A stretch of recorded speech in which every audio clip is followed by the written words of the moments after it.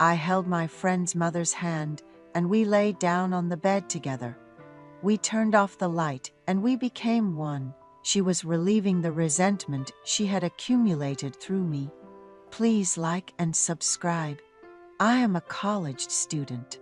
Throughout my college life, I only had one girlfriend. There were many girls who approached me with affection, but there was no girl among them that I particularly wanted to date. I believe that conversation is important in human relationships. I wanted to date a girl with whom I could have a good conversation, but it didn't go as well as I hoped. My friend has been living with a single mother since he was young, due to his father's infidelity. His parents divorced, and he lived with his older sister under his single mother. I heard that the mother of my friend has been living miserably for over 20 years, raising 2 children alone by working alone. Despite being a divorced woman, she had many temptations from men. She looks as if she has never suffered, despite the hardships she has faced. Therefore, there must have been many temptations from men. She was often encouraged to work in a bar. She considered it because she could earn a lot of money, but she rejected the suggestion, thinking of her children. She said that many men tempted her at work. Therefore, she started to thoroughly hide the fact that she was a divorcee. Among the men who tempted her, there were men who were much older. When she heard from a man about her father's age that lonely people should meet and date, she felt a great sense of guilt. She pretended to be a married woman and hid the fact that she was divorced, but there were still many men who tempted her. It seems that there is no doubt that my friend's mother is beautiful. She didn't have time to care about makeup or dress because she was at work most of the time, except for sleeping. But there were so many temptations. The sister of my friend worked hard for her mother after becoming an adult, and my friend was able to enter college with the help of his mother and sister. My friend and I became friends in college. I grew up in a wealthy home. Since I was young, our house had a housekeeper, so my parents were financially well off. I was able to study as much as I wanted with the support of my parents, and went to college without any problems. My friend worked part-time diligently after entering college. I became curious about my friend. I wondered if my busy friend had time to study, and why he lived without time to meet friends because of part-time jobs. We quickly became friends and nurtured our friendship when he had time. I felt good about my friend's heart for his mother and sister. I was so happy to share friendship with such a kind-hearted friend.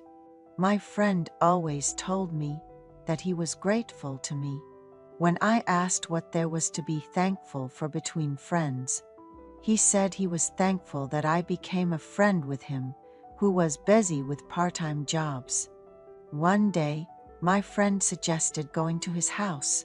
Without any particular thoughts, I went to his house with him. When I went to my friend's house, his mother greeted me with a bright smile. Shortly after, my friend's sister came in with her hands full of groceries, apparently having stopped by the supermarket on her way home from work. I was playing with my friend when his mother called us to have dinner. The table was filled with delicious food. As I was eating dinner, my friend's mother earnestly asked me to get along well with her son. I told her that of course we would because we were good friends. The sister said it was the first time her younger brother had brought a friend home since he was born, so she was very happy. I felt good being treated so warmly by my friend's family. Although I met my friend's mother and sister for the first time that day, they did not feel strange at all. I think I felt familiar with them because they treated me so kindly. However, a few days later, I found out why. I felt so familiar with my friend's mother. When I was young, There was a housekeeper who came to our house. My parents were strict with their children, but that lady always protected me. She was about the same age as my mother and always treated me kindly. When I got scolded by my parents, the lady comforted me. Even when I behaved a bit recklessly, she treated me with a gentle smile. But one day, she suddenly quit working at our house. I asked my parents why she quit working at our house, but they didn't answer.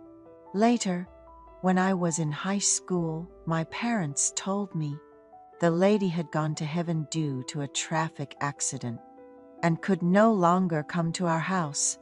My parents did not tell me this because they were worried I would be shocked. The reason I felt so familiar with my friend's mother was because she resembled that housekeeper. I often went to my friend's house. Since my friend's mother and sister welcomed me so much, I wanted to go there again and again. My friend's house was not as strict as ours, which was very nice. If I made any jokes, my friend's mother and sister laughed out loud. They even laughed out loud at jokes that didn't seem to be funny. My friend finished his first year of college and decided to go abroad to study languages with the money he had saved. I went to the airport with my friend and cheerfully saw him off. A few days later, I began to miss my friend's mother and sister. I thought his house would be silent without my friend. So a few days later, I went to my friend's house. When I rang the doorbell, my friend's mother was surprised to see me. "I thought you might need a son, so I came," I said, laughing loudly. My friend's mother, tears welled up in her eyes, said it was good to come.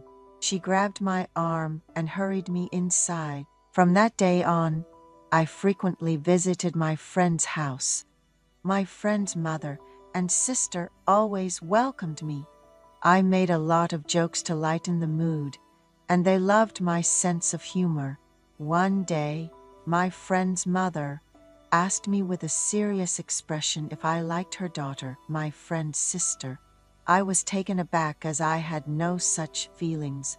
When I was unable to answer her question, she told me it was okay and asked me to tell the truth. So, I revealed my innermost feelings. I mentioned the housekeeper from my childhood, who had warmly embraced me, and how her face is now a vague memory. As I spoke about how warmly she had treated me, tears unknowingly welled up in my eyes. When I mentioned that my friend's mother greatly resembled the housekeeper, which is why I kept visiting, she silently embraced me. I cried in her arms for a long time. She kept apologizing to me, saying she thought I was always a cheerful person and wasn't aware of my painful past. She mentioned how she wished she had a playful son like me because her own son was very taciturn. She had been expecting me to visit often and make her laugh, despite not realizing I had such a painful past. She was grateful that I visited often and made the house lively. One day, my friend's mother shared her tough past of raising 2 children. She spoke about times when she was tempted by numerous men and how she felt a sense of guilt and hardship when an older man tried to seduce her. She mentioned how she had to fend off these temptations while only thinking about her children and how lonely she had been. She was grateful that I frequently visited and lightened the atmosphere of the house. She mentioned how she wished that a man like me had been the head of their household. She cried for a long time. All I could do was sit next to her and pat her shoulder. I told her that it's time for my friend's sister to come home from work, so she should stop crying and cheer up. However, my friend's sister didn't come home that day. After crying for a long time, she forced a smile. It was late at night, but I couldn't leave her alone. When she told me to go home, I told her that I would stay at their house that night, and she silently nodded. I was going to sleep in my friend's room, but she said she felt too lonely and it would be too hard to be alone in her room. I promised to stay with her until she fell asleep. I told her to lie down on the bed, and I sat in a chair. She kept talking to me, but I couldn't really hear what she was saying. "Do you feel bad falling asleep? Just like that?" Her question woke me up abruptly. Unable to respond, she invited me to come to bed. She said she would put me to bed, just like the housekeeper used to do. The thought of the housekeeper brought tears to my eyes again. I lied down on the bed, crying. That night, we spent a beautiful time together, finally falling asleep when dawn broke.